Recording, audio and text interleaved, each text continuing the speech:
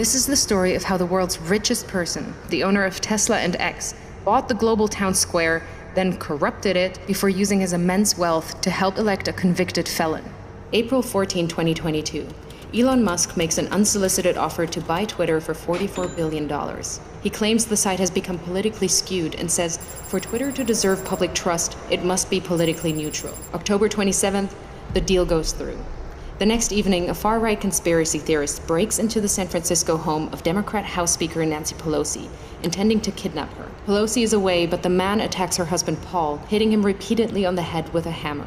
Paul Pelosi escapes with his life, but requires surgery for a fractured skull. While most people take the chance to decry political violence, the new owner of Twitter, Elon Musk, posts a tweet sharing an entirely false claim that Paul Pelosi was in fact injured in a drunken fight with a male prostitute with whom he was involved. Musk includes a link to a false claim on a website that has a history of publishing conspiracy theories, including a story asserting that Hillary Clinton is dead and has been replaced by a body double. Musk's post is retweeted 24,000 times before he deletes it. November 18th, Musk's Twitter starts to unlock previously banned accounts. Misogynist far-right influencer Andrew Tate was permanently banned from Twitter in 2017 after urging women to, quote, bear some responsibility for rape. Now he's back. Tate posts, I've decided to fly to the failed state of California, walk into Twitter HQ, and tell @Elon Musk he's a legend. On my way. 2 months later, Tate will be arrested in Romania on suspicion of human trafficking, rape, and forming an organized crime group.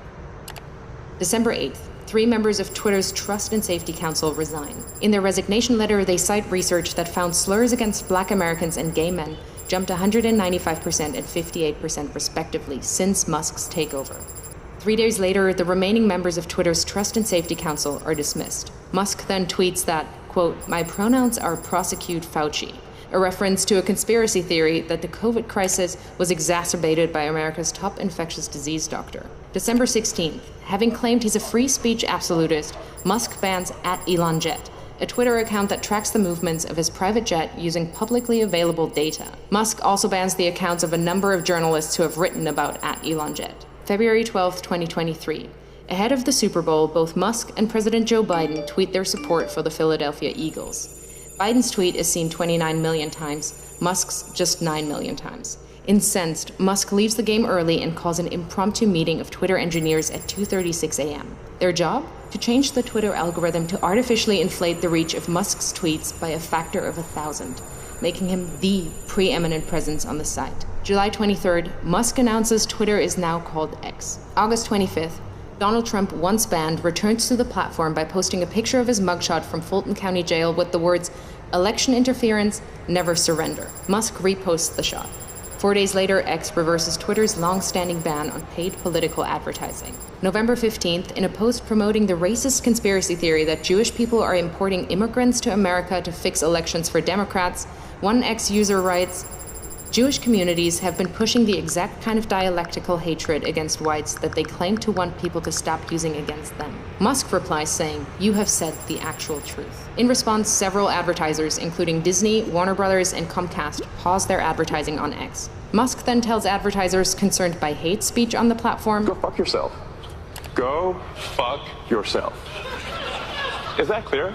Over subsequent months, Musk will become obsessed with the false claim that Democrats are allowing immigrants into America to create more Democratic voters, in effect stealing the coming election, sharing the claim numerous times with his followers and pushing it to tens of millions more who choose not to follow him. A year later, it will be revealed that Musk, a South African immigrant, worked illegally in the US in the 1990s. November 25th, on X, Musk boosts the Pizzagate conspiracy theory, a long-debunked claim alleging high-profile Democrats ran a pedophile abuse ring from a Washington pizza restaurant. March 25th, 2024.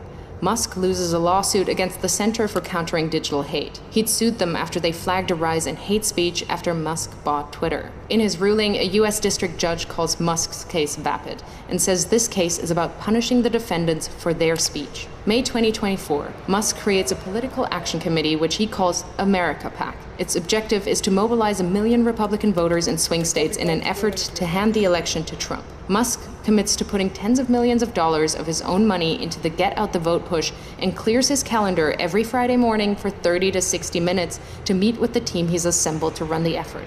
July 14th. Musk calls Trump on behalf of J.D. Vance, urging Trump to select Vance as his running mate. Vance says abortion is murder and insults women who haven't become mothers. A bunch of childless cat ladies who are miserable at their own lives and the choices that they've made. Musk's phone call is part of a broad effort by Silicon Valley billionaires to ensure Vance is selected. The next day, Vance is unveiled as Trump's vice presidential candidate. September 6th, Trump says that if he wins, he will appoint Musk to head up a government efficiency commission. And Elon, because he's not very busy, has agreed to head that task force. The idea came from Musk, whose companies are currently facing at least 20 federal investigations. If he gets the role, it would give the world's richest man the power to regulate the regulators who hold sway over his companies. Last year alone, his companies were promised $3 billion across nearly 100 different contracts with 17 federal agencies. September 9th, Musk spreads a conspiracy theory that immigrants in Ohio are eating people's pets. The following day, Trump repeats the slur during the presidential debate with Kamala Harris. In Springfield, they're eating the dogs. The false claim leads to multiple bomb threats against the Springfield immigrant community, September 15th and 16th. Over a single weekend, Musk amplifies a conspiracy theory that ABC leaked sample debate questions to the Harris campaign, falsely claims that the Dems want to take your kids, further fuels racist lies about immigrants eating pets, shares with his nearly 200 million followers on X that Trump must win to, quote, preserve freedom and meritocracy in America, and insinuates that it is suspicious that no one is even trying to assassinate Biden and Kamala, adding a thinking face emoji. The US Secret Service confirms that it is aware of the post. The White House issues a statement saying violence should only be condemned, never encouraged or joked about. This rhetoric is irresponsible. October 4th, Musk posts, unless Trump wins and we get rid of the mountain of smothering regulations that have nothing to do with safety, humanity will never reach Mars. This is existential. Musk is the owner of SpaceX and stands to make billions from US government space contracts. October 5th, the user handle @America is taken from an X user and given by Musk to his America PAC. That evening, he joins the former president on stage in Pennsylvania, jumping about wildly. Fight, fight, fight, vote, vote, vote. By now, he's moved with his senior team to a war room in a hotel in Pennsylvania to focus full-time on the Trump campaign. He speaks to Trump multiple times a week, is doing a series of pro-Trump town halls across the state, and has recruited lieutenants from his companies to join him. October 15th, legal filings from Musk's Political Action Committee show he has personally donated at least $75 million to the effort to re-elect Trump. October 18th, it's revealed that another Musk-funded group called Future Coalition PAC is targeting Muslim voters in Michigan and Jewish voters in Pennsylvania with diametrically opposed political advertisements about Kamala Harris. In areas with large Muslim populations, the group is painting Harris as a close friend of Israel and is suggesting that she's beholden to the beliefs of her Jewish husband. But in areas with large Jewish populations, the ads say Harris panders to Palestine. Simultaneously, Musk is offering $100 to any Pennsylvania voter who signs his online petition as part of an effort to build a list of likely Trump voters. He also starts giving away $1 million a day to a randomly chosen voter who signed the petition. October 19th, it's revealed that the Building America's Future PAC, another Musk-funded campaign group, is impersonating the Harris campaign by setting up a fake website containing fake policy positions, then sending out text messages driving voters to the fake site. October 24th, it's revealed that Musk gave his America PAC a further $44 million in the first 16 days of October. October 25th, the Wall Street Journal reports that Musk has been in regular contact with Russian President Vladimir Putin since 2022. October 27th, Musk speaks at the now infamous Trump rally at Madison Square Garden, a gathering characterized by racism, misogyny, and threats of violence. USA! USA! Musk has posted more than 3,000 times on X in the last month, including dozens of unfounded claims about the election which have been viewed hundreds of millions of times. Apart from Trump himself, Musk is now the single biggest spreader of election disinformation.